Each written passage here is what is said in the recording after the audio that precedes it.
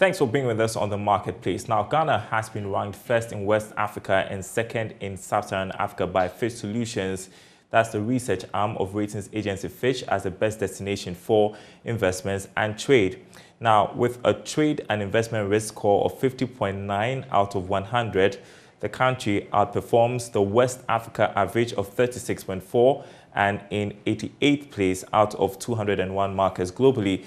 Similarly, with a crime and security risk score of 51 out of 100, Ghana outperforms the West Africa average of 33.3 and ranks in first place regionally and 90th place out of 201 markets globally. We want to make sense of this latest information from Fitch Solutions. On Zoom to discuss this with me, Harrison Ahogba, who is VP Sales and Distribution at Investcorp Ghana. Great to have you on the marketplace this afternoon. And despite the challenging economic environment, Harrison, Ghana is the best place to invest in West Africa. Does this surprise you?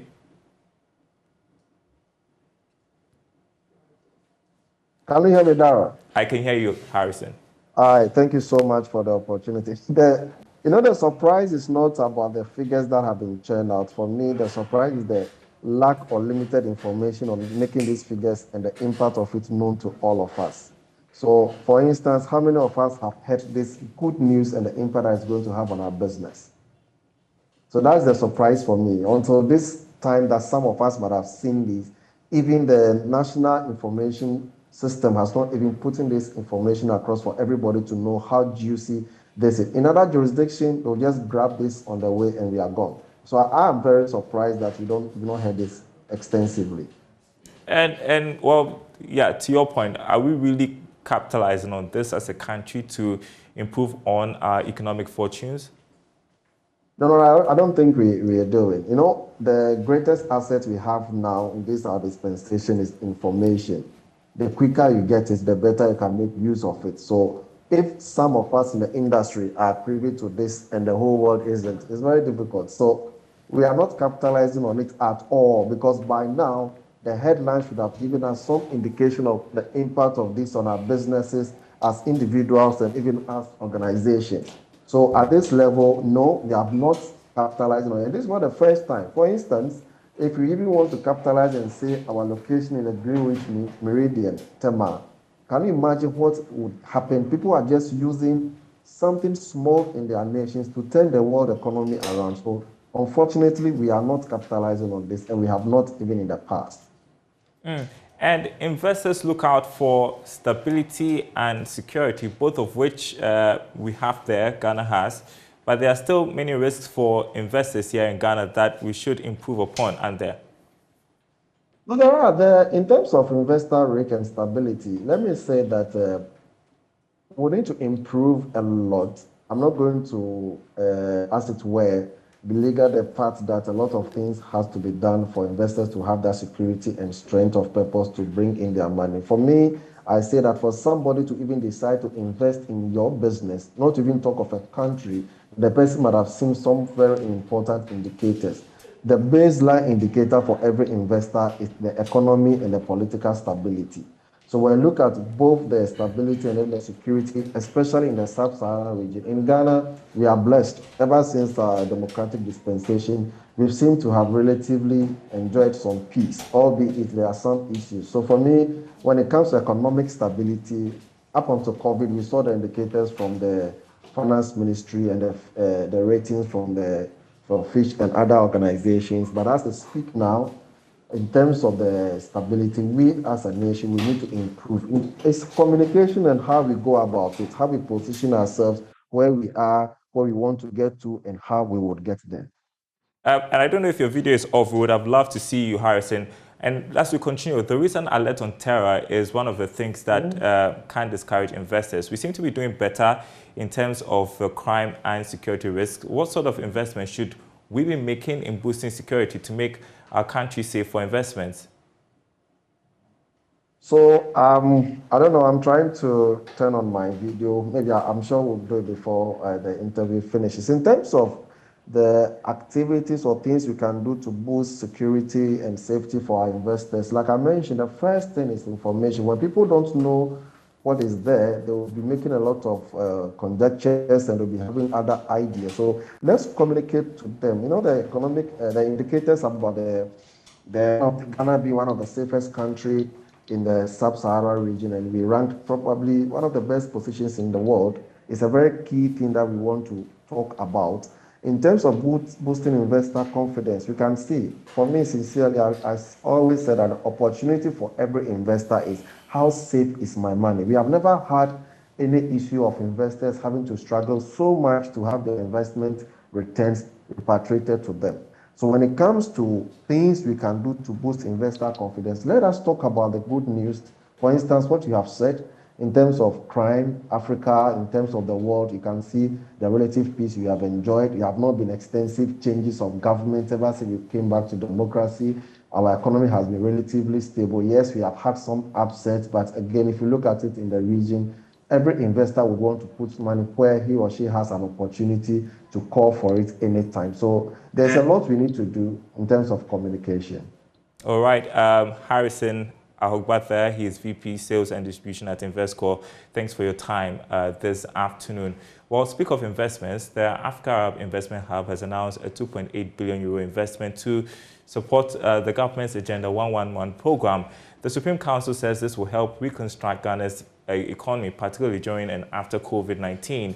Executive Director of Ghana Supreme Council for the Arab Economy, Mukaila Ahmed Ekwamwa, tells Joy Business the Council will make investments in other sectors to help the economy grow. According to the Supreme Council, the Arab African Economy Summit is to create relationship with the government and support the Ghanaian economy. Executive Director of Ghana Supreme Council for the Arab Economy, Mukaila Ahmed Ekwamwa, indicated that they're willing to create more jobs and boost economic growth. But since the Arabs are quite ready to work with the Ghanaian counterparts, we deem it out starting with the Ministry of Health, where we think health is more key to look at. In addition, oil and gas, and most importantly, to create a smart city, which can create as much as over 150,000 jobs. So today's program is more focused on creating relationship between the government arms and agencies with the Supreme Council. And two, to partner Ghanaian business like the AGI and Co. All right? Now, what it is they want to partner, bring in the expertise and the expertise, so that we can boost production. One, create more jobs, increase production, and export them. So that Executive Chairman of the Supreme Council, Dr. Hani Hassan Abu Zaid, who spoke through a translator, stated that the Supreme Council will continue to support the Ghanaian economy. He wants to give glad tidings to Ghanaians because he said Ghanaians are their people.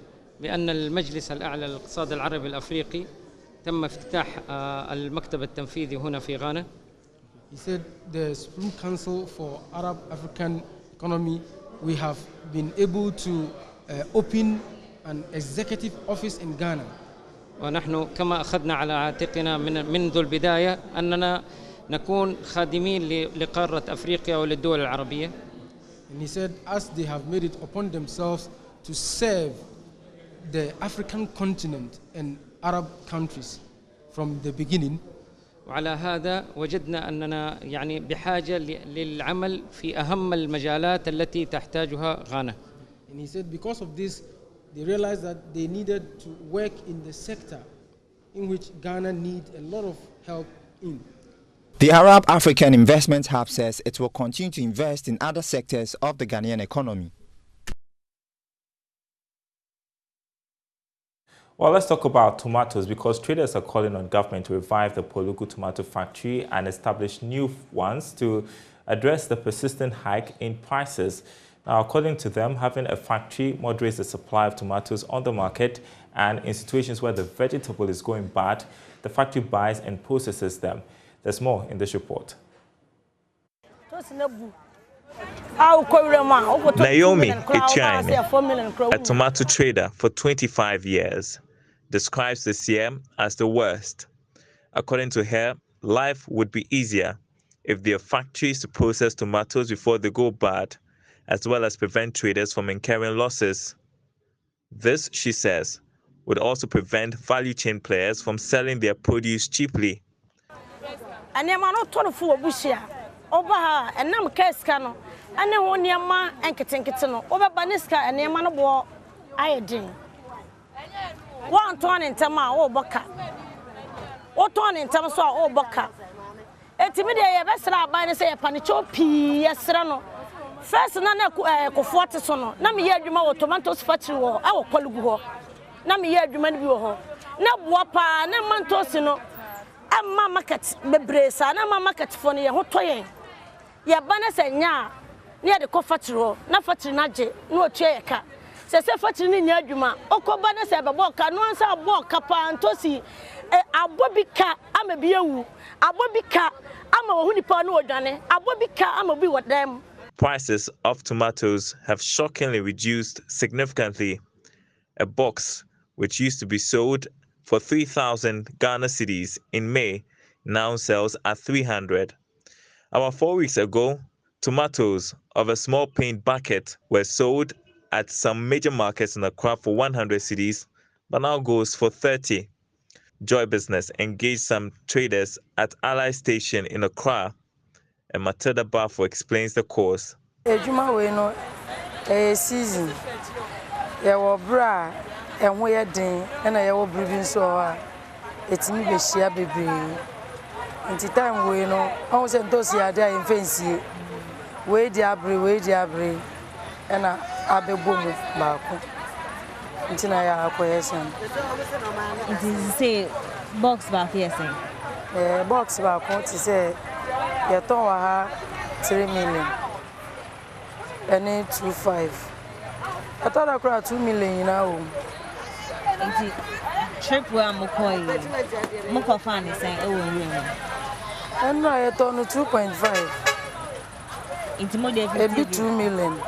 But and say, be a number of box be 2,000, 20 million, 3,000 crown. I had the and also in free.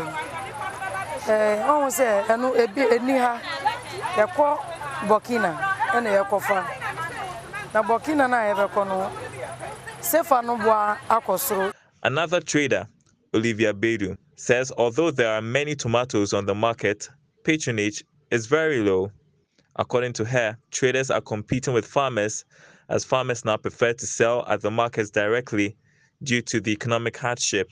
Burkina ne de yes started krana 5 million 6 million 7 million satam Ghana ntosi ne nya dey embaye ana Burkina no so expenses obey ya ode be kobeba no enye ize ye cedis ne so efom obey sisa se fa ne 13,000 cedi ne so e wo fom enti ska ode be kwa akotontosi ne doso o sa be fa nipa 20 omo mo kwa hihye ntosi ma 10 ememe ko lodu 8 driver ka ho chese nipa bebre na ni nyina wa na be ho ayi ade o makodo mabo o be fa o cedis bebre na de akoji se faketu na de akoto ni ntosi ndi aba enti be ga kreti ni nyina na de abehjem na ntosi na be do bia 9 million 8 million ntosi ni Ghana be bia enti so de ba ye be de ye be ton mo nya osika ba Ghana ntosi ni ba ye na akuafo kura esu no ye ntra de anso me de Burkina ntosi ni ba na bia be si 9 million 8 million me ba me so me de be si 110 na se ye no so ni aba sese ntosi na bua makuafo no mo te de bedwom beton nti wo na wo de usika ekoto aba no ono ba kuani ni ba obetimi de age adaka na me de age 3 million kuani no obetimi de age 2 million no age ni sika te lolo fe no de na de ko be gudu aso product beton so nti na ekoto aba na ye ka. Meanwhile, communications manager for the Ghana National Tomato Traders and Transporters Association, Christian Latte, attributes the fluctuations in tomato prices to changing rainfall patterns. We have challenges getting the product fresh from the farm gate to the market. As a result of that, when the commodity is not available on the farm gate, the prices would naturally move higher. When it is not available on the market, the prices will naturally move up. Additionally, we have the problem of producers not being able to produce throughout the year. Then, because of the rainfall pattern and because of the sunshine pattern, We also have the products coming in from one region to the next and to the next, into the Upper East and into Burkina Faso. So you don't have tomato being produced all year round all over the country. Well, the good thing is that prices are coming down, and so, yeah, we are not going to be paying so much for tomatoes. Let's talk about petrol, because you'll be paying much more for that. Prices of petrol are expected to increase by more than 7% beginning today. This is based on price quotes for the next 2 weeks picked up from bulk distributors of the products. But some of the marketing companies have told Joy Business they may try to absorb some margins for a lower rate of increase than what has been projected. The move has been influenced by current market competition and drop in sales of some firms for the first quarter of this year. Now, diesel, on the other hand, is expected to be reduced by almost 4%. Some of the major oil marketing firms have also disclosed that the increment will reflect at the pumps from this weekend. This increase will hit private users rather than commercial operators whose vehicles consume diesel. Well, my colleague Charles Aite puts all of the latest developments in the oil market and the impact on pricing into perspective in this report.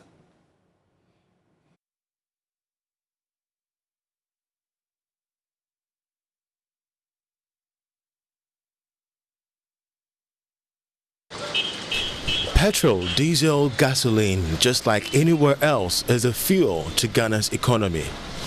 Whatever happens to this commodity gets producers, government and consumers jittery. The fuel there is no good at all, because the fuel now, if the first time, if you take the 20 Ghana fuel and do some work, some 1-2, now just you take 50 Ghana. You are dying, serious, you are dying. Now, if you wait all the money you get, you buy fuel. All the money you get, you buy fuel. Global energy prices have risen dramatically as a result of the war in Ukraine, and the World Bank says consumers shouldn't expect relief anytime soon. The more this trajectory persists for an elongated period of time, the more the high inflation. Petroleum expert Dr. Yusuf Sulemana says this development signals an emerging global economic recession, with Ghana not being an exception. It's going to lead to a potential recession or stagnation in economic growth, and that is what we analysts are very much afraid of. And so, global energy community or the global space, they have to take this. They have to take it serious and put all arsenals, economic arsenal that are involved. And another thing that is of course worrying, especially when we are experiencing recession tendencies, is the continued tweaking of policy rates with minimal impact on the economic dynamics of the day. So when policy rates keeps changing, or what we call quantitative easing sets into the economy, we keep playing with the exchange rate, the interest rate with minimal effect. It means that it's a very serious cost worry. And so if the economy, if the rate at which the economy is growing or performing grow numbed with respect to this policy rate adjustment, or what you call quantitative easing that is done everywhere, then that's a cause to worry, and that these are all a precursor to economic recession. Despite a recent drop in the price of oil from the highs of over $139 per barrel in early March, global energy prices are expected to rise an incredible 50.5% this year. That's according to the World Bank's April Commodity Market Outlook, which was released on Tuesday. This is the biggest jump since 1973. But here in Ghana, cushioning the consumer from the impact of these price hikes seems impossible.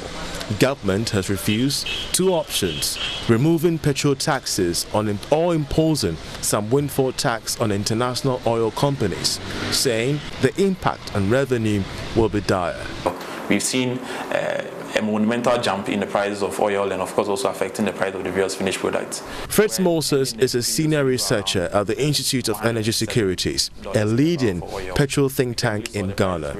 He critiques government positioning on stabilizing petrol prices for consumers. what we project or what we say is that whereas government sees revenue loss in reducing or removing taxes on the price board up, we think it's also been able to recoup more through rainfalls that it has been able to make over the past few months.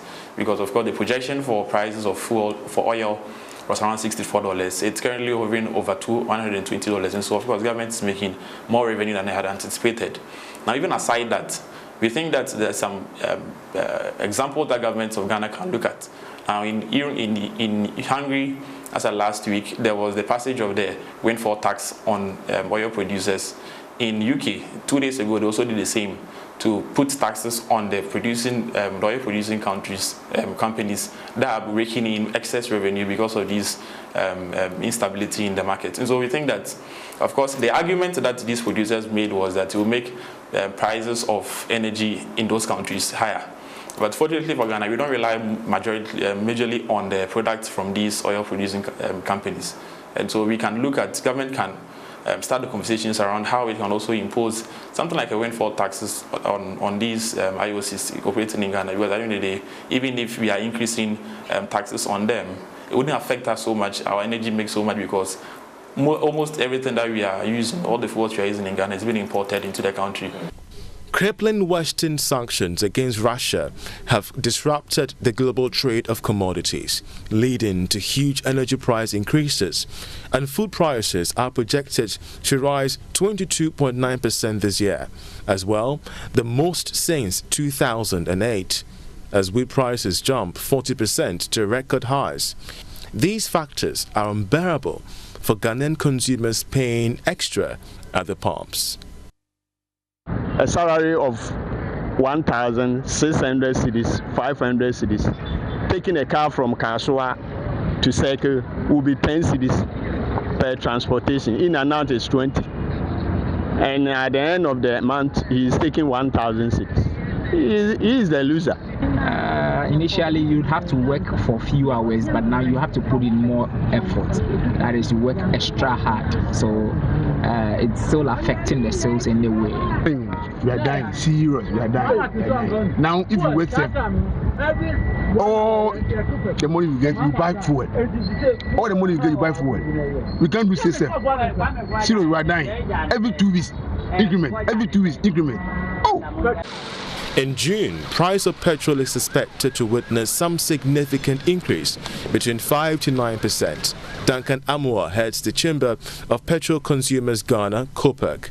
There's a lot of pressure now locally on gasoline, which means that your petrol could go up by some 8.6%. However, diesel, which had gone up drastically, if you recall, the pumps currently recording 11.75, 11.9, would rather decline. So you would see a mix, whilst LPG would also decline by some 1.6%. In money terms, you are looking at about 17 pesos per kilogram. What that means is that it's a mixed bag. Petrol will go up, diesel would come down from the almost 12 Ghana cedi that it is, whilst petrol could climb to about above 10. Aside from global influences on petrol prices, the continuous depreciation of the cedi remains a major concern to oil marketing companies, who are often slapped with inflationary pressures anytime they import the liquid gold. In order to avert this challenge, energy experts are calling for a major structural reform, including a revamping of the Tema oil refinery, as well as a bulk oil storage and transport company bust. If crude should move to 120, it means that it will get worse.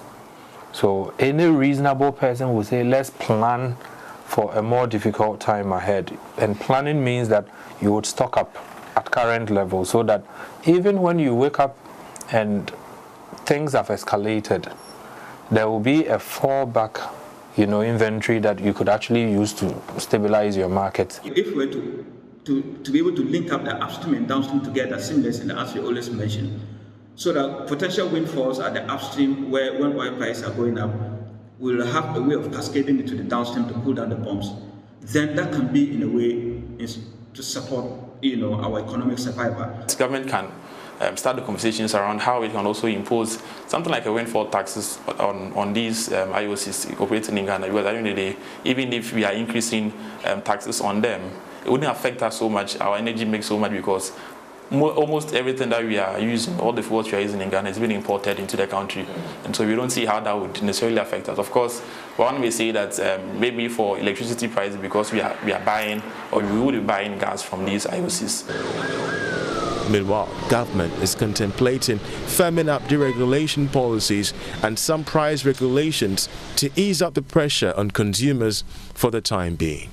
In the meantime, consumers are expected to pay more, as experts are also predicting a $140 per barrel mark by the end of this year. This will mean so much so that the cost of living could escalate in the weeks to come. I'm Charles Aite for Joy Business. Some good reporting from Charles Aite there, ending the marketplace. Thanks for watching, everyone. It's been a while we did this, so let's fund it.